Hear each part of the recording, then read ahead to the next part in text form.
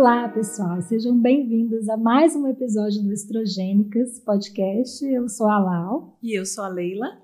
E hoje a gente vai falar de um episódio muito especial. Eu adoro esse episódio. Adoro. Acho que eu sou muito defensora desse tema. Todo mundo que me acompanha no Instagram sabe, eu acho que é um assunto que precisa ser falado, precisa ser difundido, as pessoas precisam perder o medo dele, que é ovo-doação, ovo-recepção. Né? Perder o medo, perder a vergonha. Exatamente. Né? Ver o tanto de amor que tem aí nesse relacionamento. Exatamente. Né? É um assunto maravilhoso mesmo, eu adoro. Né? Então vamos lá, doutora Lau, vamos falar o que é isso? Vamos começar. Vamos começar. O que é a ovo-recepção? É quando alguém, um casal, né, necessita de óvulos para gerar os seus filhos, para conseguir uma gestação, né? E a ovo-recepção é a pessoa que recebe o óvulo, e tem a ovo-doação, que é aquela mulher que vai doar os óvulos nesse processo aí. Tem um monte de nuances, tem um monte de regras, um monte de leis. Vamos tentar falar um pouquinho sobre isso, né? Mas para começar, para quem está indicado? Então, para quem está indicado receber óvulos, né? A gente indica muitas vezes para aquela paciente que tem uma falência ovariana, que tem uma reserva ovariana diminuída, ou que tem uma idade avançada, né? Que os óvulos já não estão com uma boa qualidade. É o que a gente pensa primeiro, né, Lau? Quem precisa de óvulo? Quem não tem mais. Quem não tem mais. Né? Mas a gente tem outras situações também que a gente vai precisar de óvulos, né? E que nem sempre passa de primeira, assim, pela cabeça de todo mundo, né? Então, a gente vai falar, por exemplo, daquela mulher jovem que tem baixa reserva, né? A gente vai falar daquela mulher jovem que tem falência dos ovários, né? A gente vai falar também daquela mulher que passou por um processo e perdeu a sua fertilidade, ou porque perdeu os ovários, ou porque passou por um processo de quimioterapia, de radioterapia, né? E vamos falar também dos casais homoafetivos, né? Nos casais homoafetivos femininos, onde a gente pode ter a doação de gametas de uma parceira para outra parceira, e vamos falar também dos casais homoafetivos masculinos, onde falta ali o óvulo, o gameta, né, para poder fazer o tratamento.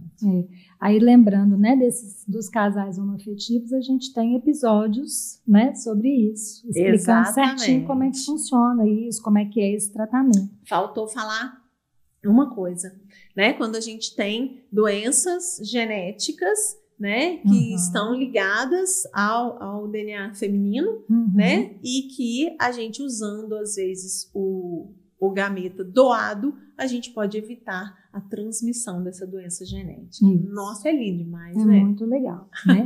E assim, como é que é essa questão da legislação para doar óvulos, né? Isso é muito importante, né? Então, a doadora, né? Quem é que é essa doadora? Antes, a gente tem que lembrar que essa questão da doação é regida pelo Conselho Federal de Medicina, né, Lau? Então, eu costumo dizer o seguinte: não é a doutora Leila, não é a doutora Lau, não é a clínica, né? A gente tem um conselho que tem regras para a doação e também para a recepção de óvulos, né? Então, são regras que a gente não muda, a gente não manda, né? A gente obedece. Tem que acatar e seguir, né? Isso. Então, começa com a questão da idade da doadora, né? Hoje a gente tem que a idade da doadora é entre 18 e 37 anos, né? E a gente tem nós vamos falar aqui os tipos, né, de doação, mas a gente sabe também que tem umas particularidades nessa questão da idade que é de acordo com o tipo de doação que vai acontecer. Isso, né? E lembrando que cada centro de reprodução, né, que faz captação de óvulos para doação, os bancos e tudo, eles podem abaixar essa idade máxima, né, de acordo com o protocolo desse centro. Então, o conselho permite a doação até 37 anos, mas o centro de reprodução assistida ou os bancos podem colocar uma idade máxima de acordo com o protocolo que eles quiserem. Né? E a gente até vai explicar o motivo, Isso, né, daqui a pouquinho. exatamente. A outra coisa é que essa doadora, ela tem que ser uma mulher que tem uma boa saúde física e mental. E mental, importantíssimo. Ela vai precisar passar por uma consulta médica, né, especializada, e vão ser realizados diversos exames, né, exames laboratoriais para investigação de infecção sexualmente transmissível, exames genéticos para investigar alguma possível doença genética. Então, essa mulher passa por uma investigação bem ampla, bem criteriosa, né? E ela tem que estar apta para tudo isso. Perfeito. Né? Não basta querer, tem que poder. Exatamente. Né? E ela tem, obviamente, que ter uma boa reserva ovariana. Exato. Por isso que ela passa por uma avaliação médica. Por isso que ela vai doar, né? Porque para doar a gente tem que ter. Né? Exatamente. Também lá na legislação fala, né, da mulher ter tido filhos, né? Preferencialmente, mas não é obrigatório. Então, uma mulher que nunca teve, ela pode ser doadora, ela pode estar dentro dos critérios para ser doadora, né? E aí a gente fala do que a gente tem, né, de tipos de doação, né? A gente vai ter, então, a doação voluntária e anônima. Eu gosto, a gente chama de a doadora pura, né? Aquela mulher que vai lá para doar, que tem o altruísmo, que é o que eu acho muito legal, de falar assim, poxa, eu conheci uma pessoa que precisou de óvulo doado, né? E como a doação tem que ser anônima, ela vai lá e fala assim, posso ser doadora? Né? Então, essa é a pessoa que é voluntária e anônima. Existe também a doação parental, né? Que o Conselho Federal incluiu nas diretrizes na última revisão, né? Então, uma mulher pode receber óvulos de uma parente de até 4º grau, né? Desde que cumpra-se todo o processo, toda a avaliação, né? E essa doadora parental, né? Ela pode existir e eu acho isso muito legal porque a gente consegue preservar um pouquinho da genética familiar, né? Nesse tratamento. E a gente tem também a doação compartilhada, que é quando uma mulher está passando pelo processo de reprodução assistida e essa mulher tem óvulos, né, que são suficientes para ela e para doar. Certo? E tem os bancos. Né? Então, essas doações elas podem acontecer tanto na clínica, que a pessoa está fazendo o tratamento dela, né? Hoje é muito comum a gente ter, por exemplo, uma paciente que vai lá fazer preservação da fertilidade e aí ela tem uma reserva boa, tem uma coleta de uma quantidade bacana de óvulos e ela então decide doar uma parte desses óvulos para o banco ou para aquela clínica e em contrapartida ela tem um desconto no tratamento dela. Né? Então isso também é uma coisa que a gente tem. E tem o banco puro, né? Que as doadoras vão lá porque são pessoas que decidem doar. E aí, quem vai receber acessa esse banco para poder... Escolhe o perfil para poder ter esses óvulos. Então, aí, né, vem essas questões que a gente... E você pensa, como que é bonito, gente.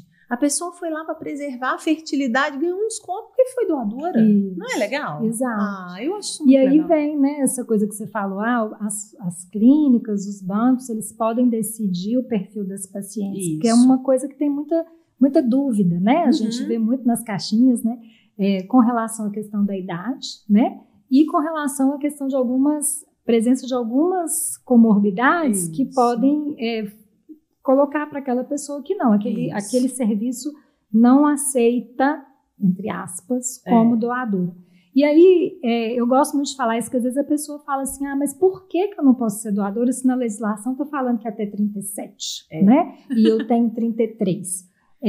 As clínicas e os bancos podem decidir, e geralmente eles decidem porque quem vai custear todo esse tratamento, né, é a receptora. E quando a receptora vai lá escolher um perfil, ela vai escolher o perfil que vai dar mais chance para ela de sucesso. Né? Então, uma receptora, se ela tem um perfil que é compatível com ela, que tem uma idade de 30 anos, e tem um perfil que é compatível com ela com uma idade de 33, ela vai escolher o de 30. Com certeza. Então, a clínica e os bancos, eles vão querer sempre as doadoras, eles vão colocar uma faixa ali para a doadora que a receptora, um teto que a receptora vai escolher, né? Então, isso é muito importante, porque esse custeio aí, quem faz é a receptora. Assim como, por exemplo, ser tabagista, como, por exemplo, ter endometriose, né? A gente sabe o que é endometriose. O índice de massa corporal. O peso, né? A gente sabe que essas situações, elas diminuem a performance daquele óvulo, né? Pioram um pouco a qualidade daquele óvulo. E se a receptora não optar por aquele material, ele vai ficar lá na clínica e ele custou para chegar lá, não foi de graça. Exato. Né? É de graça para quem vai doar, né? Ela não recebe nada, mas ele teve um custo para chegar ali, custo de medicamentos e etc. Eu sempre respondo lá nas caixinhas o seguinte: entre em contato com o centro que você vai fazer o seu tratamento e procura as informações, né? Procura saber como é o protocolo dali, o que está incluído, o que não está, o que pode ser aceito, o que não é aceito, para que você tenha todas as informações ali, saiba se você pode ser doadora ou se você vai ser uma receptora de óvulos, o que você vai ter à sua disposição, né, para escolher. Então, é muito importante buscar informação para que o tratamento seja feito de forma tranquila e correta. E transparente, né? Exatamente. E a gente, então, vai falar, assim, com relação à questão, né, ainda explicando isso, né, com relação à questão de como é o tratamento da doadora, né, a doadora, ela vai passar pelo mesmo tratamento que uma mulher que está fazendo a fertilização in vitro passa. Então, ela vai ser submetida a uma indução da ovulação com medicamentos, esses medicamentos têm custo, né? Ela vai passar, então, pelos ultrassons, ela vai passar pela coleta dos óvulos, e tudo isso, para ela, né, ela não vai ter nenhum custo e também não vai receber por isso, porque no Brasil isso não é permitido, né? Mas alguém vai custear isso, e quem custeia é quem está recebendo os óvulos, né? Uma coisa importante são os exames, né, que precisam ser feitos, e isso nós temos a diretriz do Conselho e também a RDC da Vigilância Sanitária. São muitos exames, são exames complexos, são exames que precisam ser respeitados e são exames que têm validade. Isso é muito importante da gente falar, porque às vezes já fala assim, venceu tem um dia, sinto muito, venceu tem um dia, tem que fazer de novo, né? E geralmente não, e na RDC os exames da doadora, eles têm validade de 30 dias, né? Então, assim, é um intervalo de tempo curto e que tem que ser respeitado, porque se a fiscalização é muito séria, isso é controle de qualidade, a gente não pode abrir mão disso de jeito nenhum, por segurança do centro, da receptora e da doadora. Proteção, né? Para todo mundo. Proteção para todo mundo, com certeza. Mas isso é importante, lá, porque às vezes as pessoas não se atentam a isso. As pessoas que eu falo são, né, os pacientes em geral. Não se atentam a isso, e isso é muito importante. Isso não é chatice da doutora Lau, não é chatice da doutora Leila, é uma lei. É uma regra da vigilância sanitária, isso é muito importante. E também para a receptora, né, Leila? Os exames que a receptora vai ser submetida, porque ela também é submetida, assim como todas as mulheres que vão passar por tratamento de fertilização, existem exames que são obrigatórios, né? E exames que também têm validade. Então, a gente tem que seguir tudo, né? Porque essas exigências, elas são para proteção, né, de todos os envolvidos ali. E assim como os exames, os documentos. Os documentos. Né, que são importantíssimos também. Não adianta reclamar, tem um monte de documento para preencher, né? Um monte de laudo a ser entregue, principalmente quando a gente tem doação parental, né? A gente tem que ter isso documentado, a gente tem que ter todos os documentos registrados em cartório, e não adianta guardar só com vocês, tem que estar documentado na clínica também, né? Então, assim, é muita coisa, né? Eu tive uma paciente uma vez que falou assim, nossa, mas eu tenho que registrar tudo isso em cartório, tem que reconhecer firma? Tem. Né? Isso é lei, precisa ser colocado. Além de que os centros também podem exigir documentação que não está prevista na RDC da vigilância, mas que é protocolo do centro. Então, se é protocolo do centro, tem que ser cumprido, né? Então, o que não pode, o que não é feito, são exigências que firam as diretrizes do Conselho e a RDC da Anvisa. Isso não tem. Mas qualquer coisa além dessas duas diretrizes, tanto do Conselho de Medicina quanto da Vigilância Sanitária, ela tem que ser respeitada porque é protocolo do centro que vai trabalhar. Isso. Né? E aí, assim, eu expliquei para vocês, né, o tratamento da doadora, e aí a receptora, né, ela também tem um preparo para ela, né? Ela não vai ser submetida à indução de ovulação, nada disso, mas ela precisa estar com aquele tecido lá de dentro do útero, endométrio, tem que estar pronto, preparado para receber aquele embriãozinho, né? Então, a gente faz um preparo, né? Que tem um monte de jeito de fazer, pode ser preparo artificial com medicamento, pode ser um preparo natural com os próprios hormônios da mulher. Isso vai depender de quem é essa mulher, qual que é o momento da vida dela que ela está vivendo, da avaliação médica, né? Isso. Mas é um preparo que é mais simples, né, do que a doação, né, do que da doadora, né? Exato. É um preparo mais tranquilo.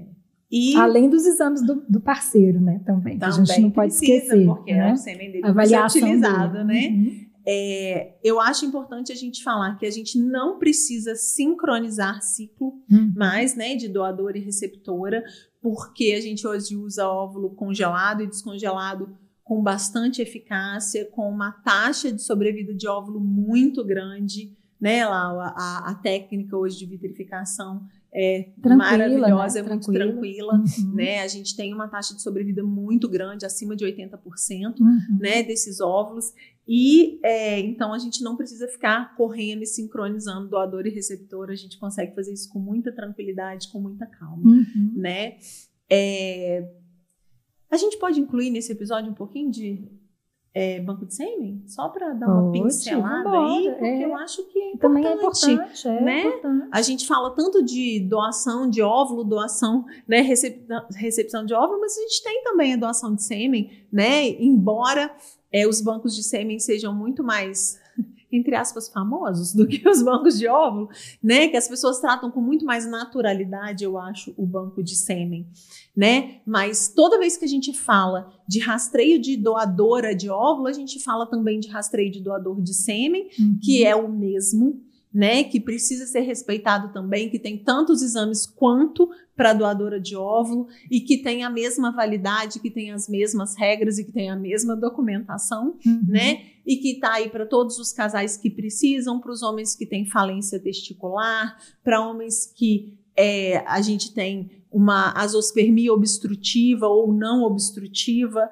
né? E que a gente não consegue achar espermatozoide nos testículos, para os casais homoafetivos femininos que precisam, né, desse gameta ali, e a gente tem que também saber que existem os bancos, que as pessoas podem recorrer aos bancos, que existe doação parental também, tem, não é verdade? Paternidade e maternidade solo também que a gente tem que respeitar e que a gente precisa desse gameta aí, não é verdade? Falando assim de bancos, né, a gente tem bancos de sêmen nacionais e bancos de sêmen internacional, né? Então, quando a pessoa chega na clínica e precisa de sêmen, a gente vai indicar os que a gente tem e as pessoas vão entrar em contato e ali vão buscar o perfil que é desejado, né? E a gente também tem os bancos de óvulos, tanto bancos nacionais, existem bancos no Brasil, e bancos internacionais também. A mesma forma, quando a pessoa precisa, a gente vai indicar, né, a clínica vai indicar os bancos e esse óvulo e esse espermatozoide vão chegar na clínica congelados. A gente vai fazer o preparo, né, daquela mulher que vai gestar, né, que pode ser a pessoa do tratamento ou uma paciente que vai gestar para um casal homoafetivo masculino. Uma barriga solidária. A gestação solidária, e a gente então vai fazer o preparo, e aí uma vez que essa paciente está preparada, a gente descongela o óvulo ou o sêmen, fertiliza e vai fazer a transferência. Perfeito. Né? A gente tem assim uma porção de dúvidas, né, Leila? Uma porção de... Eu acho que é um dos assuntos que mais tem dúvida, né, lá, que as pessoas mais... E eu acho que... Fantasiam, né? As pessoas mais fantásticas. Né? E eu acho que a gente precisa falar sobre essas dúvidas para a gente ver. A gente separou aí algumas, né?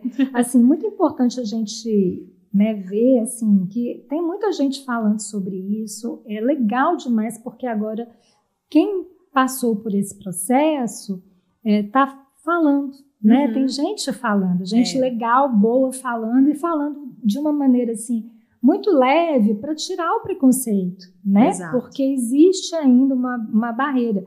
E uma das coisas que a pessoa mais tem preconceito, mais tem dúvida, né? Esse bebê ele vai ser meu, né? Mesmo, ainda que o óvulo não seja meu, ele não vai ter minha genética. E aí como é que é isso? O bebê é seu, senhora. Você arque com tudo isso. Né? Quem pariu o Mateus que o embale.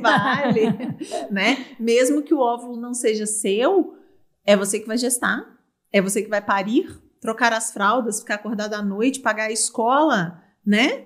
Isso tudo é seu e vai sair da maternidade registrado no seu nome. Isso é importante. Uma vez eu escutei uma paciente falando uma coisa que eu achei tão linda, né? Ela virou e falou assim: eu vou estar doando uma única célula para que uma mulher gere uma criança. Então, é responsabilidade de quem está gestando transformar uma célula em uma pessoa. Como é que não é dela? Mas é muito né? Como é que não é dela? Eu falo isso e fico até arrepiada, porque como é que não é daquele casal? Né? Não, daquele casal, né? Com certeza. Né? Os vínculos que são formados ali, vão né? muito além da genética, gente. Isso é muito mais do que isso. E eu acho importante a gente falar também que quando a gente escolhe o perfil, né, de doador, isso é escolhido.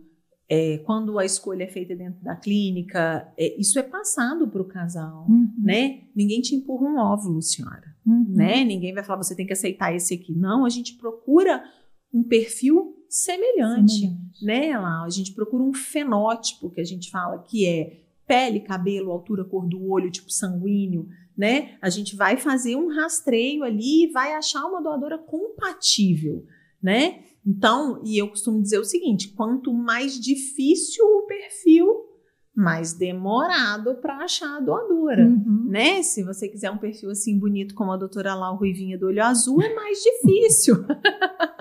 Aqui no Brasil. Complicado no Brasil, exatamente. Né? Mas você pode recorrer a um banco craniano, por exemplo, com uma moça lindíssima, alta, loura do olho azul, né? Mas não é o perfil que a gente tem da mulher brasileira. Então é um pouco mais difícil, né? Mas, e assim, eu tenho uma experiência enorme com óvulo doado, eu tenho muitas pacientes que têm filhos com óvulo doado, muitas, e eu vou dizer para vocês, 100% satisfeitas, né? 100%. Sempre né? Muito eu tenho inclusive uma que eu acho fantástica, assim, ela encontra comigo na rua e fala assim, com quem que ela parece? Com quem que ela parece? Porque ela é muito a cara da mãe. A menina é muito a cara da mãe. Isso é uma coisa muito interessante, porque quando a gente engravida, né, espontaneamente, a gente tem como saber se aquele menino vai ser igual a mim, igual ao meu marido, ou igual a minha irmã. Eu, por exemplo, tive meninos com cara da sogra, né, gente? Então, é triste, né? Mas tive. Pois é, então, assim, é isso, né? Assim, a gente fica naquela fantasia, né, de que eu tenho que arrumar uma doadora que seja muito parecida comigo. Mas e se eu fosse ter filhos espontaneamente, né? Será que ia ser parecido comigo? Justamente. Né? Então, assim, o filho ele é um filho muito, né, muito desejado, idealizado. Mas para toda gestação, né? Mesmo quando é uma gestação natural, é um filho idealizado e que às vezes não é esse que vai vir. Exatamente. Né? Às vezes vai vir um filho que parece com a sua cunhada. Né? E não era bem assim que você queria. Não é? Ou com a sogra, igual Ou com a sogra, né? Difícil. Exatamente. Não, mas não vou falar mal da sogra, não. Outro medo, né, que permeia aí, né, esse processo é se a doadora no futuro pode arrepender e querer a criança de volta. Não pode, né? No Brasil não pode, não, isso não acontece. É anônimo, Não, e mesmo nas doadoras parentais. Isso não pode acontecer, gente. É por isso que existe toda a documentação. Exato. Não é? Exato. Quando a gente tem doadora parental, a gente tem documentação e essa doadora assina um documento de que ela não vai requerer a maternidade dessa criança. Né? Então, isso não acontece, gente. Não acontece. Eu gravei uma entrevista outro dia e a pessoa me perguntou se eu tinha que... Ele falou assim, nossa, você tem tantas histórias de tantas pacientes, já aconteceu? Eu falei, não, e nem vai acontecer. No Brasil é importante a gente falar, né? Porque às vezes a gente fica achando assim que é chatice, mas a lei brasileira ela é muito protetiva para a criança. Né? Então isso tudo aí não é para doadora nem para receptora, é para criança. Né? O que vai ser no futuro? Então não vai ter essa de menino para um lado, menino para o outro, menino para cá, menino para lá. Pelo amor de Deus, então, não. Assim, a lei protege, faz tudo, por isso que é tão complexo, como a Leila falou, para que essa criança tenha toda a proteção, né, do lar que ela vai nascer. Né? Mas e aí, se eu quiser contar, eu conto? Devo contar? Uai. Dever, esse episódio ele é gravado em Minas, né? A gente tem honra, né, das nossas raízes mineiras. Não é? Mas não é obrigatório, né? A pessoa conta se ela achar que tem que contar. Sua, né? É uma decisão do casal, né? Isso é uma decisão que só compete ao casal, Exato. Só compete a essa família, e ninguém tem que mandar isso, né? Nem o médico. Exato, mas é importante também para acalmar o coração das pessoas, né? Se lá no futuro eu não contei, mas lá no futuro acontece alguma coisa com essa criança e eu precisaria entrar em contato com a doadora por uma, sei lá, uma doação de medula, o centro onde foi feito tem toda essa documentação, então é possível resgatar isso se for necessário. Fora isso, essa informação ela nunca vai sair do centro, né? Isso também é outra proteção que a gente tem, né? Isso. E quando a gente faz esse tipo de tratamento, Leila, muitas pacientes elas acham assim, né? Então tô indo lá, vai ser óvulo doado, às vezes já passou por outros tratamentos com óvulos próprios que não deu certo, né? E aí pronto, 100% então, de garantia, agora vai. Não é, né, gente? A gente estava conversando sobre isso ontem, né? Que é um tratamento, a reprodução assistida é uma coisa que você tem muito mais chance de dar errado do que certo, né? Eu adorei a comparação que a Lau fez. É como se você entrasse numa concessionária, comprasse um carro e saísse sem ele, né? Com a chance de sair sem ele, né? Então, infelizmente, não é porque é óvulo doado que, óbvio, tem uma chance maior de dar certo, né? E tem mesmo, a gente vê taxas maiores de implantação, taxas maiores de gravidez, né? Mas não é por isso que é 100% garantido, infelizmente. E nada, né? Em reprodução a gente vai falar que é 100%. Aliás, nada em medicina, né? Exato. A gente vai falar que é 100%, nenhum tratamento, né? Eu tenho uma doença X, 100% de cura? Não existe, né? A mesma coisa na reprodução. A gente não tem 100% de garantia de absolutamente nada. O que a gente garante é que vai ter um processo seguro, ético, leve, amoroso. Né? Isso a gente garante.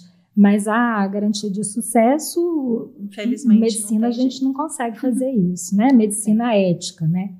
Porque às vezes tem um povo aí que fala, né? Mas a medicina ética não. Né? A gente não garante 100%. Trabalhamos com verdades. Exato.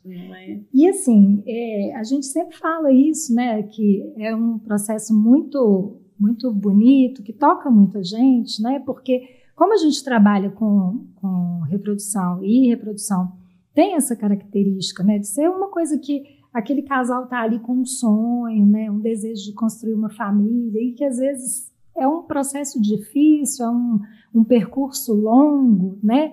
E às vezes um percurso que não deu certo. Quando a gente fala de ovodoação e que tem essas taxas tão boas, né?